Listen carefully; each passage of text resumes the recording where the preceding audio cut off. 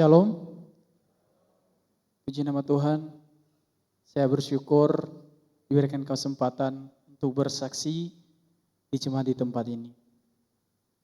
Sebelumnya perkenalkan, nama saya Nexon Manao, asalnya dari Nias dan sedang menempuh pendidikan teologi di STI Yogyakarta. Saya juga masih semester 6 dan kita ke Madiun ini dengan tim.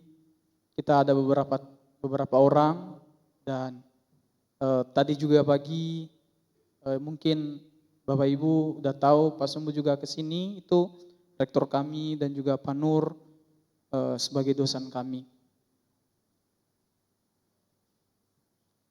Banyak hal yang saya syukuri dalam hidup ini. Saya bersaksi bahwa Bapak Ibu semua, bagaimana Tuhan bekerja, berkarya dalam kehidupan pribadi saya. Mungkin kita di tempat ini juga memiliki kesaksian masing-masing, proses hidup masing-masing. Tapi saya percaya banyak hal yang Tuhan lakukan keajaiban-keajaiban dalam kehidupan kita. Saya lahir dalam keluarga kedua orang tua, seorang petani, dan saya memiliki saudara. Mungkin Bapak Ibu lihat saya beda dari yang lain. Saya warna kulitnya warna putih. Dan dulu saya insecure dengan diri saya, bahkan sempat nggak bersyukur gitu. Kenapa saya dilahirkan seperti begini, beda dari yang lain. Terus minderan, bahkan mengalami bully seperti anak-anak yang lain gitu. Bahkan sempat saya juga bilang bahwa kedua orang tua saya, kok saya bisa seperti ini, atau kita punya keturunan dan lain sebagainya. Hanya kalau saya sering tanya seperti itu, kedua orang tua saya itu sering menangis. Apalagi mama saya sering menangis. Bahkan dia sering bilang, kamu nanti mau jadi apa? Kamu besar ini, apakah kamu akan sukses seperti teman-temanmu yang lain? Karena melihat lingkungan, melihat situasi, apakah mungkin seperti itu? Terus semakin dewasa, semakin besar, saya SMP sudah memiliki cita-cita seperti kalangan orang banyak yang memiliki cita-cita yang besar. Sampai saya SMA, saya pengen banget, rindu cita-cita menjadi seorang programmer bagian IT. Dan itu mama saya nggak ngerti, itu IT apa gitu.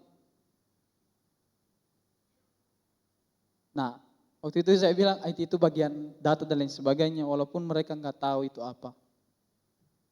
Ketika saya SMA memutuskan dan tidak tahu apa yang Tuhan kerjakan dalam hidup saya, pengen jadi sekolah teologi. Bahkan sempat nganggur gara-gara biaya dari kedua orang tua yang tidak mampu gitu. Tapi puji nama Tuhan, saya bisa masuk sekolah teologi Injili Indonesia, itu karena kemurahan Tuhan. Bahkan saya kayak setiap naik semester, aduh ini akan selesai enggak ya? Sering ada ragu dalam hati gitu. Tapi saya banyak belajar ketika masuk di teologi Injili Indonesia, Yogyakarta. Banyak hal yang saya belajari. Bagaimana dulu saya insecure dengan diri saya, tidak bersyukur dengan apa yang Tuhan kasih.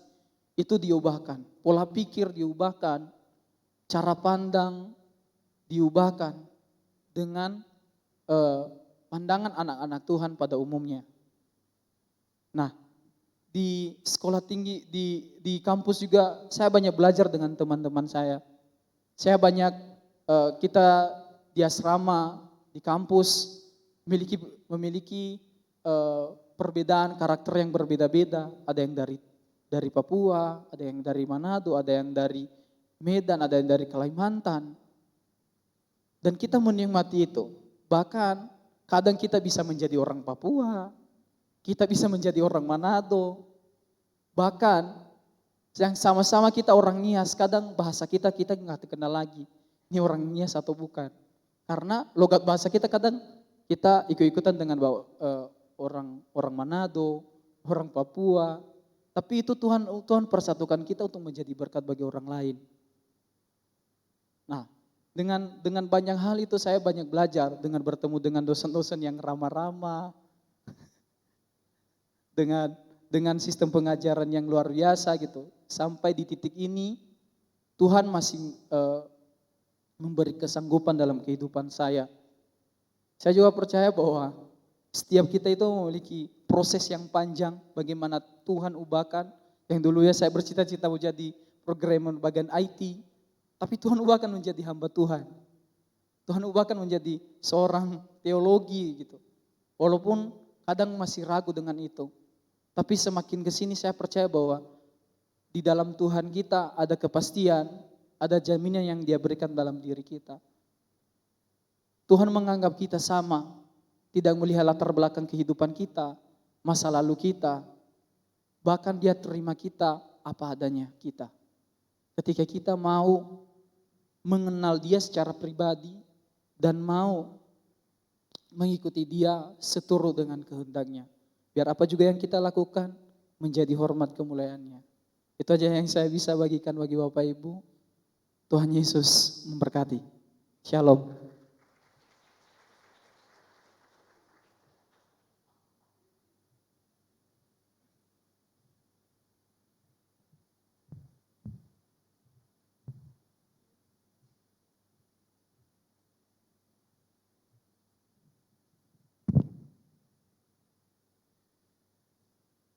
Selamat sore dan shalom.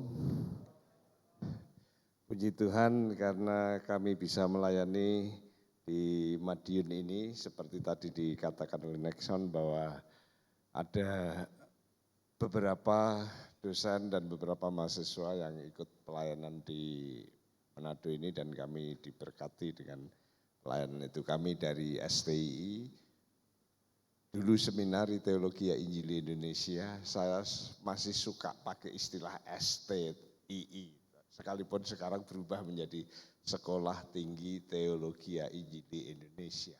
Jadi kalau saya bilang STTII kadang-kadang kaku, jadi saya selalu bilang STII.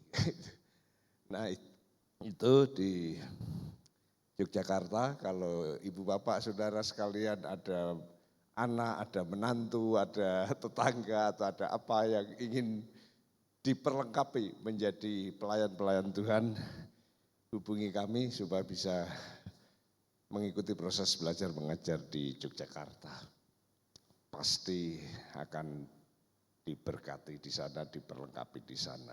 Kami juga ada buku yang berbicara mengenai khotbah ekspositori, kalau ibu bapak tertarik, kalau tidak salah disediakan di depan, nanti bisa ke sana. Hari ini seperti yang tertulis di sini, saya menyampaikan firman Tuhan yang saya beri judul Mesias Sang Pembebas. Kalau kita mempunyai Alkitab, Mesias Sang Pembebas saya angkat dari Matius pasal 8 ayat 1 sampai dengan 4. Matius pasal 8 ayat 1 sampai dengan 4. Ada? Ya, kita baca silih berganti ya. Saya membaca ayat 1, ibu bapak saudara sekalian ayat 2, saya 3, ibu bapak saudara sekalian ayat 4. Matius pasal 8 ayat 1 sampai dengan 4, demikian bunyi firman Tuhan. Setelah Yesus turun dari bukit, orang banyak berbondong-bondong mengikuti Dia.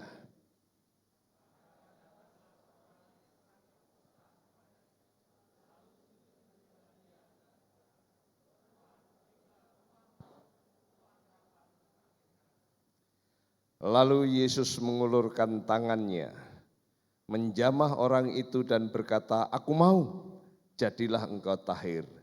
Seketika itu juga tahirlah orang itu daripada kustanya.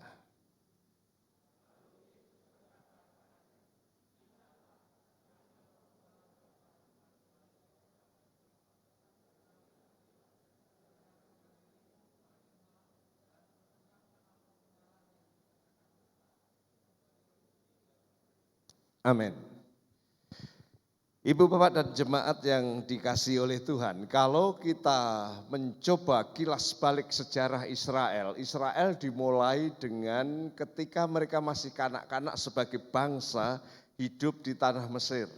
Dan ketika di Mesir dimulai memang ketika Yusuf di sana orang Israel hidupnya enak. Tetapi ketika generasi Yusuf meninggal, kemudian generasi berikutnya akhirnya anak turun Israel yang akhirnya menjadi bangsa Israel itu mengalami kesulitan, mengalami penderitaan, bahkan mereka hidup di bawah bayang-bayang maut oleh karena mereka menjadi budak yang kerja keras sehingga penderitaan demi penderitaan begitu luar biasa dihadapi bangsa Israel di tangan kuasa Firaun. Oleh karena penderitaan yang sedemikian rupa bukan hanya 1 hari 2 hari. Penderitaannya bukan hanya 1 minggu 2 minggu. 1 bulan 2 bulan bahkan tahun demi tahun bahkan sampai 100 tahun 200 tahun 300 tahun dan terus.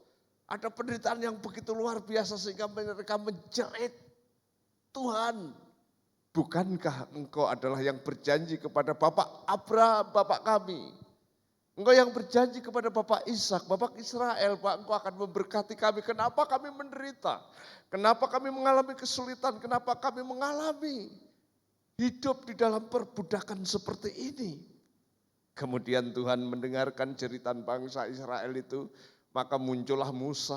Dan Musa membebaskan bangsa Israel itu di tengah-tengah kesulitan mereka dibebaskan. Mereka keluar dari perbudakan, mereka keluar dari tanah Mesir.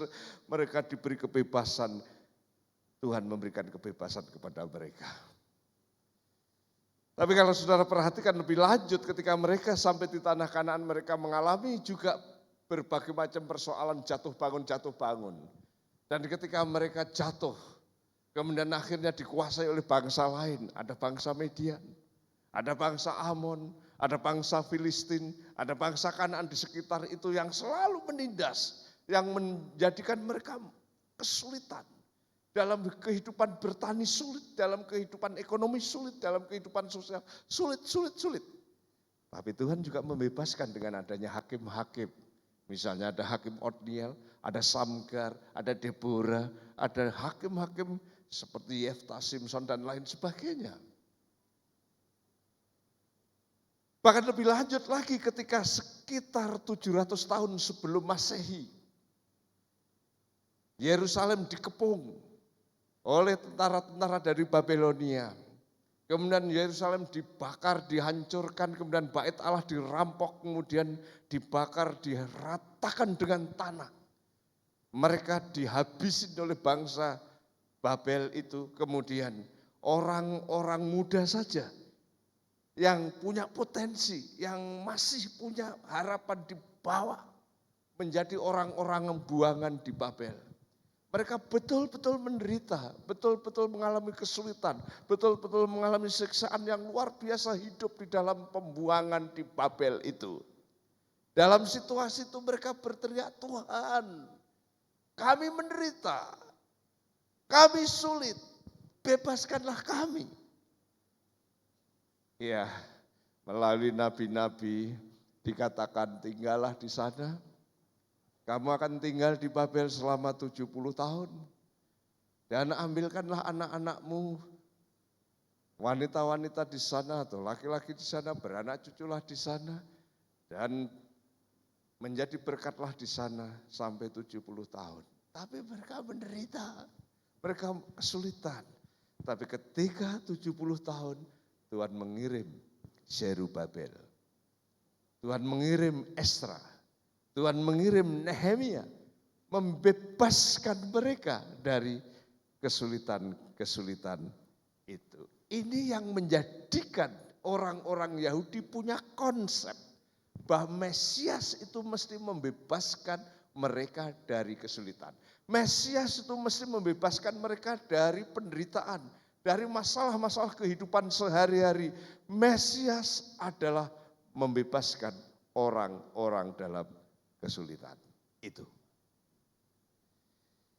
Ibu bapak yang saya kasih di dalam Tuhan, 2 minggu yang lalu kira-kira, ketika kami STI di Yogyakarta itu mau mengadakan pelantikan, salah satunya adalah pelantikan pengurus Ikatan Alumni, sehingga ada beberapa alumni hamba-hamba Tuhan dari beberapa daerah yang datang ke Jogja. Dan biasanya sesudah pelantikan atau sebelum pelantikan kita ngobrol-ngobrol, kemudian ya mungkin ngopi bareng atau makan bareng. Kemudian saya mendengar satu cerita dari seorang pendeta di Semarang. Dia berkata begini, dia mengalami corona 2 kali dan mengalami kesulitan luar biasa. Tapi yang menarik cerita dia adalah bukan mengenai dirinya. Tapi dia berkata kira-kira 2 tahun yang lalu, 2020 ya, corona masuk itu sekitar bulan Maret dan April.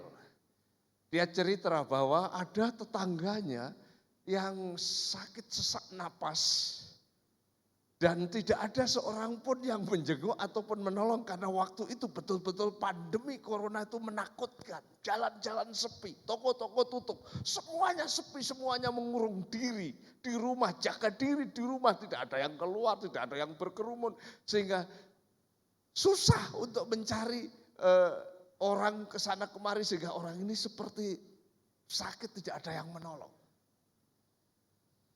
Paling banter di jalanan yang bolak-balik itu ambulan. Kui ke sana, kui ke sana. Terus begitu. Kemudian angka corona terus naik, kematian juga naik. Kemudian saudara tahu waktu itu kalau terpapar corona dan meninggal, tidak ada upacara apa-apa, pokoknya dibungkus putih, ditutup, dirapat, kemudian langsung dibawa ke pemakaman khusus, kemudian dimakamkan, selesai. Situasinya mencekam seperti itu sehingga orang yang sedang sakit itu tidak ada seorang pun yang menolong, tidak ada seorang pun yang ambil jalan keluar, ini bagaimana dan lain sebagainya. Pak Pendeta tergerak hatinya. Kemudian dia telepon ke lembaga-lembaga sosial yang biasanya menyediakan ambulans gratis, ke partai-partai politik yang biasanya juga menyediakan ambulans gratis. Kemudian dia telepon, semuanya bilang enggak ada ambulan. Ambulan sudah keluar masuk ke sana kemari, kita enggak tahu, ini begitu sibuk ambulan itu. Akhirnya dia telepon ke rumah sakit juga sama enggak ada. Kemudian dia tunggu, dia telepon, enggak ada. Sementara orang itu betul-betul kasihan sampai larut malam. Akhirnya Pak Pendeta itu pergi ke rumah sakit yang terdekat. Kemudian datang, ngomong sama petugas rumah sakit, kami perlu ambulans. Silahkan, di tempat ini ada orang sakit yang betul-betul menderita dan kalau tidak ditolong dia bisa mati malam hari ini. Kemudian rumah sakit berkata, aduh Pak, enggak bisa. Enggak ada ambulan di sini. Enggak bisa.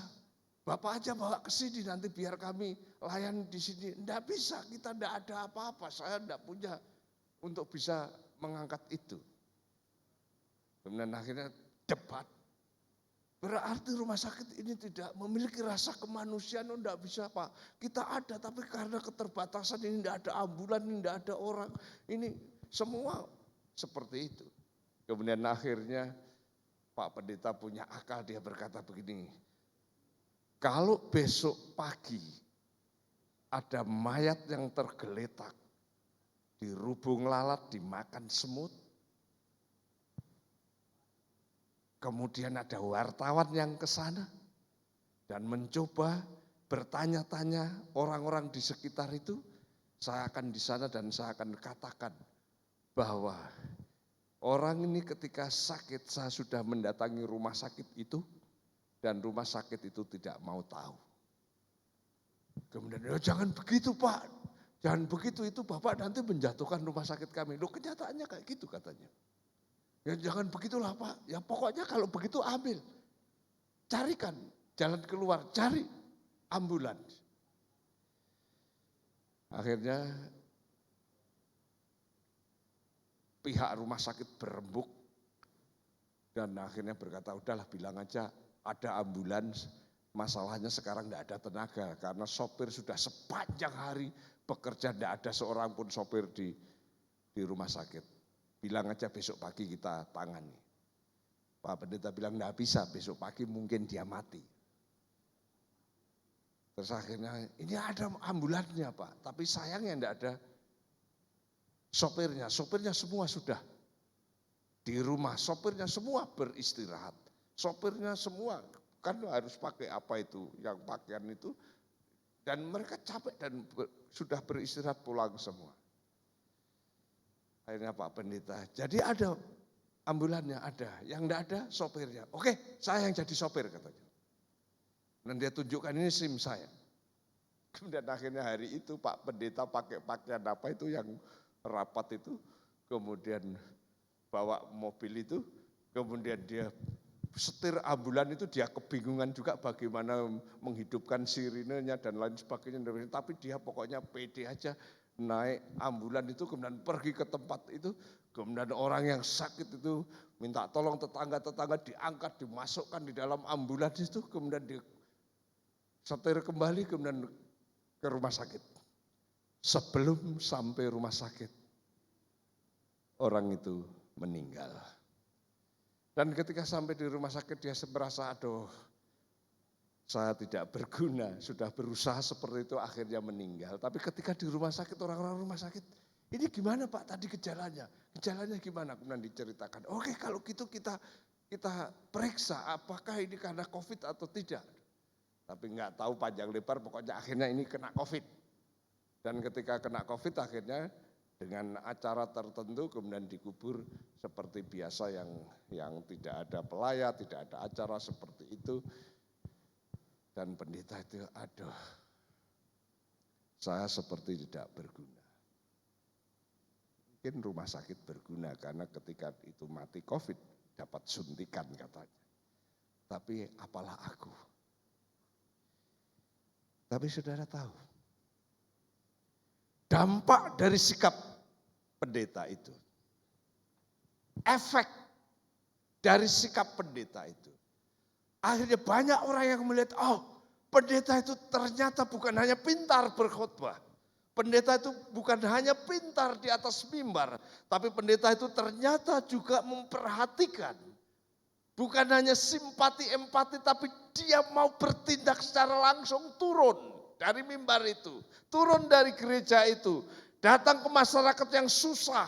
Kemudian dia berusaha. Orang yang kesusahan itu ditolong sekalipun akhirnya meninggal. Tapi dia sudah menolong sedemikian rupa. Akhirnya orang-orang di sekitar itu hormat kepada pendeta itu, menghargai pendeta itu, bahkan orang-orang di rumah sakit menghargai pendeta itu. Usahanya yang begitu luar biasa, dia meninggalkan singgasananya untuk memberikan pertolongan kepada orang yang sangat menderita itu.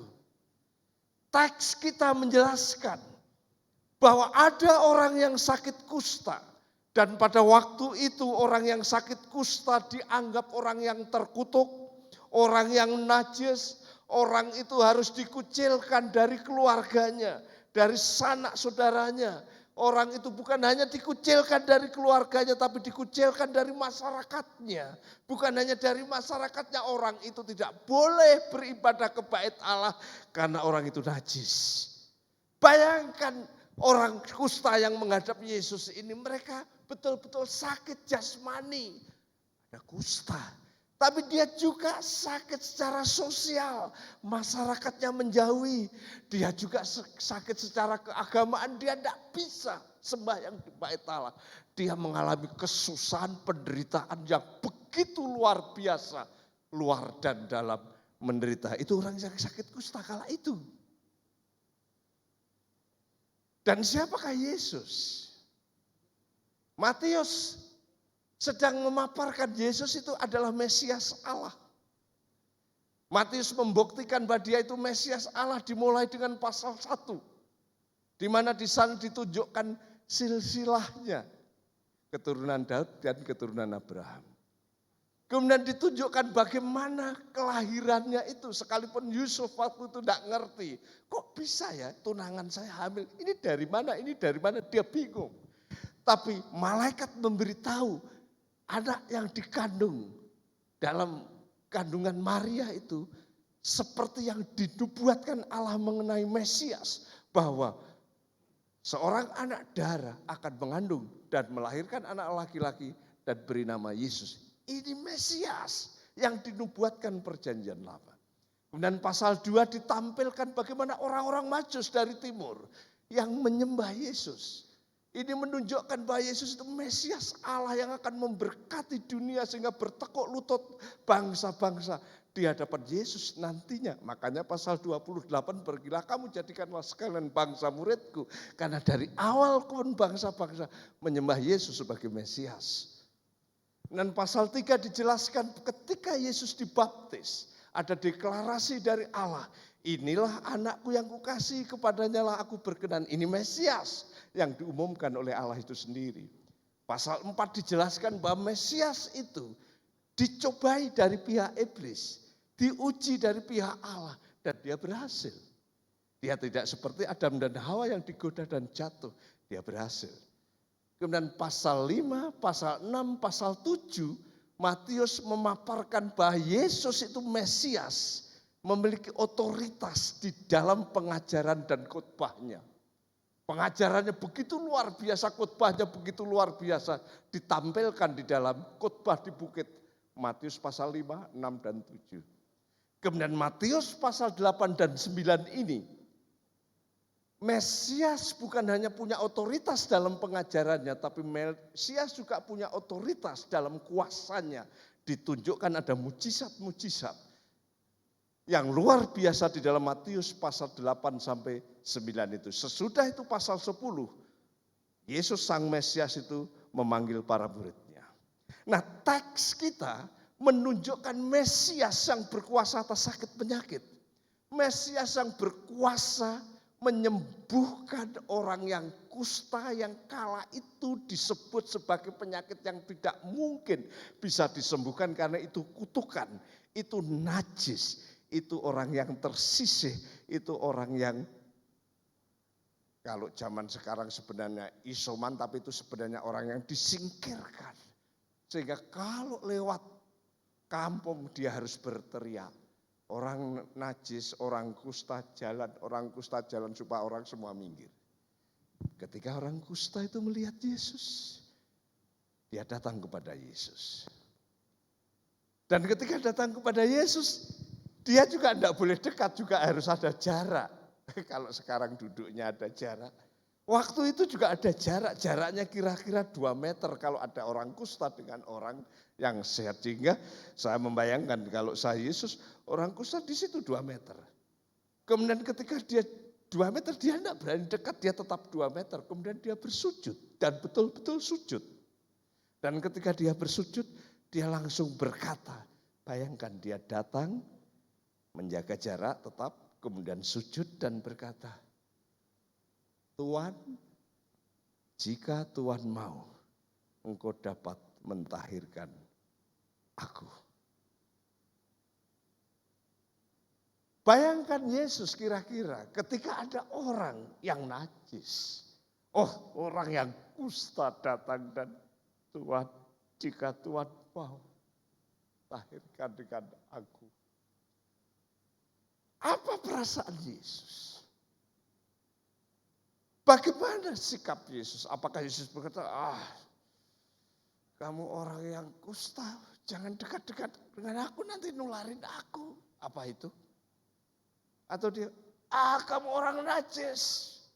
Aku ini kan orang suci, sejak dalam kandungan saya suci, tidak bisa saya campur dengan kenajisan. Apa begitu?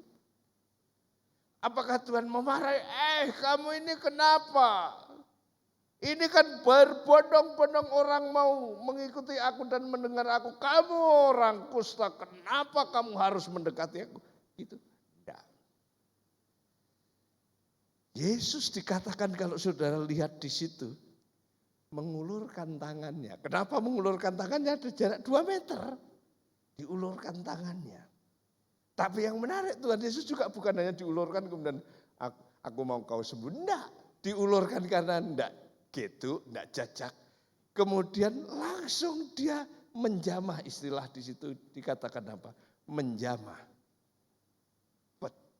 Ketika dijamah, disentuh, dia berkata, aku mau kamu tahir. Mesias kita adalah Mesias pembebas. Mesias kita, Yesus adalah Mesias Allah yang membebaskan. Artinya dia betul-betul memiliki perhatian yang khusus kepada orang yang susah. Punya perhatian khusus kepada orang yang mengalami kesulitan. Dia bukan hanya simpati kepada orang susah. Dia bukan hanya empati kepada orang yang susah. Dia beraksi kepada orang susah. Dia beraksi kepada orang yang terpinggirkan, terpojok. Dia beraksi kepada orang kusta itu. Dijamah, aku mau kamu tahir. Sembuh luar biasa. Jemaat kita, jemaat yang dikasih Tuhan. Tuhan Yesus adalah Mesias. Dia memperhatikan orang susah. Dia bukan hanya simpati kepada orang susah, dia empati kepada orang yang susah, tapi dia juga beraksi kepada orang yang susah. Sekarang mari kita coba refleksi diri kita sendiri. Mari kita coba evaluasi diri kita sendiri. Coba pikir seandainya, nah ini seandainya ya.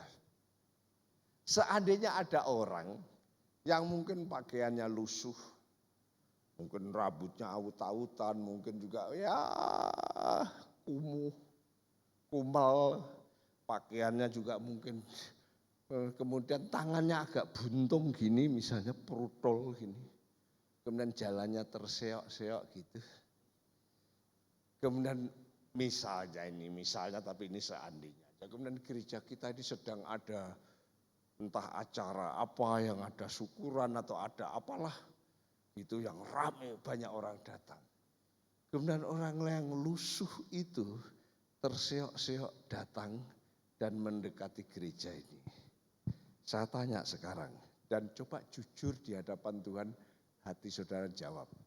Seandainya saudara penerima tamu di situ, kemudian melihat orang yang seperti itu datang, kira-kira apa yang kamu lakukan? Kemungkinan berkata begini, kita kasih receh aja ya biar dia cepat pergi. Kemungkinan pertama. Atau kemungkinan kedua, kita kasih makanan, kayaknya dia lapar, kasih makanan aja biar dia makan di luar di sana. Gitu. Saya membayangkan agak sulit ada orang yang ketika melihat itu, langsung dia berkata, mari, kemudian apalagi dipeluk, mungkin tidak mungkin, sepertinya tidak mungkin dipeluk. Aduh, mari kita masuk, tidak mungkin. Saya berkata, coba renungkan baik-baik. Siapa Mesias kita? Siapa Yesus Kristus itu? Dia adalah Mesias yang walaupun dalam rupa Allah dia meninggalkan dalam tanda petik kealahannya untuk menjadi manusia. Supaya apa? Supaya memberikan pertolongan kepada manusia yang menderita. Dia adalah pembebas yang bukan hanya turut prihatin dengan kesusahan manusia. Dia bukan hanya Mesias yang menangis melihat kesusahan manusia. Tapi dia Mesias yang datang, yang bersama-sama, yang menjamah, yang memberikan pertolongan kepada manusia yang mengalami kesusahan itu. Dan si kusta itu sembuh betul. Si kusta itu sembuh karena Yesus adalah Mesias yang memiliki kuasa atas sakit penyakit itu. Tapi yang menarik, setelah sembuh Tuhan Yesus berkata apa? Tuhan Yesus berkata, ingatlah, jangan engkau memberitahukan hal ini kepada siapapun. Bukankah ini menjadi perenungan tersendiri ketika Yesus menyembuhkan? Otomatis biasanya orang, wah haleluya saya sembuh, haleluya saya sembuh. Saya ketemu orang itu sembuh, saya ketemu orang itu disembuhkan. Harusnya kan begitu. Wajarnya begitu, tapi Tuhan Yesus, jangan beritahu hal ini kepada siapapun. Kenapa? Jemaat yang saya kasih, pada saat itu orang Yahudi memang ada di dalam pemerintahan Romawi. Sejak kepulangan dari Babel mereka tidak pernah punya raja. Mereka tidak punya kerajaan, tidak punya pemerintahan dikuasai oleh bangsa Romawi. Orang Israel menggeliat berkali-kali. Ada yang namanya Makabe, ada yang namanya ini kemudian memberikan perlawanan kepada bangsa Romawi. Entah pemberontakan, entah berbagai macam upaya mereka lakukan tapi sia-sia. Mereka terus ada di bawah pemerintahan Romawi. Dan mereka mengharapkan Mesias yang adalah raja. Sehingga kalau ada orang yang berhikmat, ingat pada waktu itu di dalam budaya Romawi yang dipengaruhi oleh orang Yunani tergila-gila dengan filsafat. Sehingga kalau ada orang yang berhikmat, wah ini mungkin Mesias. Yesus sudah ditampilkan di khutbah di bukit pasal 5, pasal 6, pasal 7. Terbukti dia orang berhikmat yang luar biasa. Tapi kalau ada orang yang punya kuasa yang hebat, kuasa terhadap penyakit yang kala itu belum ada obatnya, kuasa terhadap alam semesta, kuasa terhadap setan, kuasa terhadap maut. Wah pasti ini adalah raja. Ini adalah raja, dia berhikmat, dia berkuasa, ini raja Israel.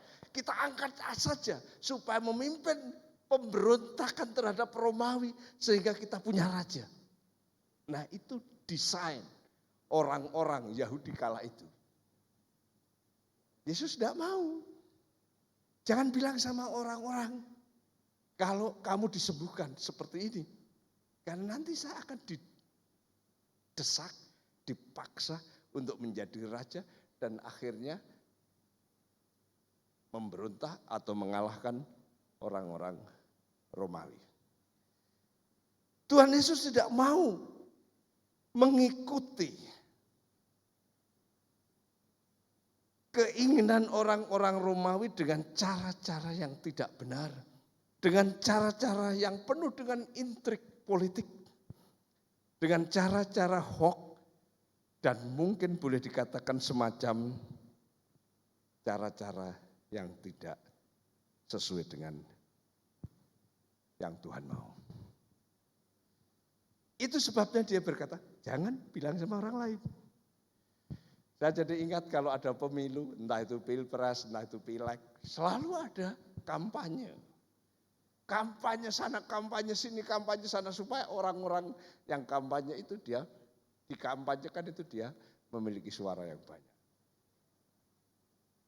Dan yang mengerikan pada saat kampanye kadang-kadang juga ada yang disebut sebagai black campaign. Kampanye hitam. Sebar hoax, sebar berita-berita palsu dan macam-macam untuk menjatuhkan lawan yang penting saya menang. Tuhan Yesus tidak mau intrik politik, dia menjadi raja. Tuhan Yesus tidak mau hoax, tidak mau cara-cara duniawi, dia menjadi raja. Kerajaanku bukan dari dunia kata Tuhan. Kerajaanku adalah kerajaan kebenaran, kerajaan kasih, kerajaan kesucian, kerajaan surgawi, kerajaan yang datang dari Allah.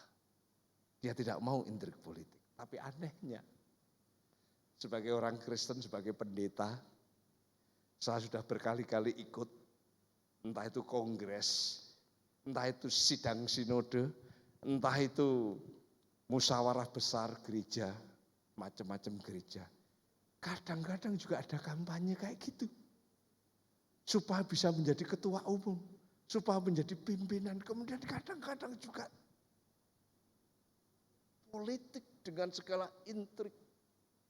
Dan segala permainan kotor masuk di sana. Yang penting dia memimpin. Jemaat yang saya kasih dengarkan saya. Tidak disukai Tuhan. Cara-cara untuk menjadi pimpinan apalagi pimpinan gereja. Dengan cara intrik politik itu. Apalagi gereja lokal, jadi pengurus saja kadang-kadang nyikut sana, nyikut sini, kadang-kadang sebar isu sana, sebar isu ini supaya saya bisa di gereja lokal. Jangan, Tuhan tidak mau. Tuhan pun dia tidak mau jadi raja. Hanya karena seperti itu. Jangan beritahu kepada siapapun. Mesias kita adalah Mesias yang memperhatikan, bertindak, memberikan pertolongan, pembebasan kepada orang yang susah. Mesias kita tidak menghendaki intrik-intrik politik untuk menjadi, untuk merebut, untuk mendapatkan posisi pelayanan di dalam pelayanan rohani. Mesias kita ingin supaya kalau toh kamu sembuh, kamu bukan hanya sembuh secara legal formal, tapi kamu sembuh dengan jalan yang benar.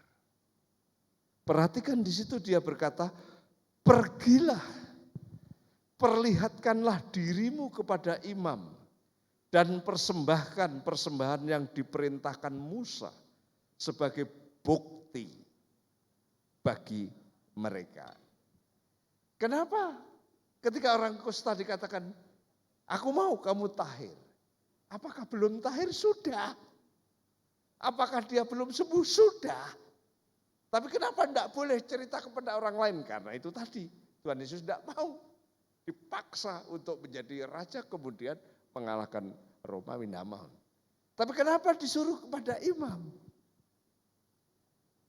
Di samping Tuhan menghargai sistem keimaman Yahudi kala itu. Tapi Yesus juga tahu peraturan kala itu. Bahwa yang berhak untuk mengeluarkan surat kalau saat ini semacam itu fatwa ulama, fatwa MUI, Majelis Ulama Israel. Nah, itu hanya imam. Orang kusta itu tersisih dari masyarakat. Orang kusta tidak boleh beribadah karena najis. Kalau dia sembuh, yang bisa mengeluarkan fatwa bahwa dia sembuh total itu adalah imam. Itu sebabnya dia berkata, kamu datang kepada imam. Kemudian persembahkan apa yang diperintahkan oleh kitab para nabi di situ. Nabi Musa maksudnya di situ. Dan biasanya di situ ada upacara-upacara tertentu.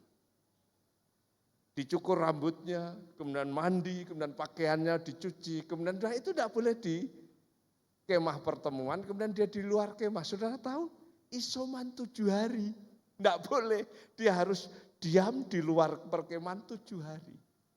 Kalau sudah 7 hari kan tumbuh lagi kan yang dicukur tadi, kemudian pada hari yang ke-8 disuruh nyukur lagi. Nyuruh semuanya dicukur, kemudian mandi, kemudian pakai baju yang pakaian yang bersih, kemudian ada upacara tertentu, sesudah itu imam memeriksa. Diperiksa matanya, periksa rambutnya, periksa semuanya. Kalau itu tidak ada putih-putih, tidak ada kayak panu kayak gitu, kemudian akhirnya imam baru berkata, kamu secara legal formal sembuh. Kamu boleh kembali ke keluargamu, boleh kembali ke masyarakatmu, boleh beribadah seperti orang pada umumnya. Yesus mau mengikuti aturan itu. Yesus menghargai aturan yang ada kala itu. Yesus mau dia sembuh bukan hanya karena mujizat yang dilakukan, tapi mengikuti proses yang Tuhan sudah atur di dalam kitab Imamat. Pasal 14 ayat 1 sampai 32. Itulah Mesias kita. Jadi kalau dalam zaman sekarang kita dihantui dengan corona. Kemudian pemerintah mengadakan vaksinasi, mengadakan protokol kesehatan. Kita ikuti aturan main yang ditetapkan itu. Kalau kita diminta untuk pakai masker, kita pakai masker. Kalau kita diminta untuk cuci tangan, kita cuci tangan yang rajin. Kalau kita dilarang berdekatan harus ada jarak, kita ikutin. Kalau kita tidak boleh berkumpul-kumpul, kita ikutin.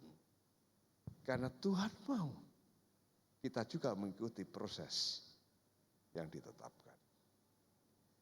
Kalau itu Anda lakukan, percayalah, Tuhan kita adalah Tuhan yang membebaskan kita dari susah. Kita memang susah karena corona ini. Saudara pikir presiden, wakil presiden, orang-orang di pemerintahan tidak susah? Susah juga. Ekonomi kita juga amburadul dan kesulitan di sana sini. Apakah yang lain tidak? Susah juga. Tapi apakah Tuhan tidak tahu itu?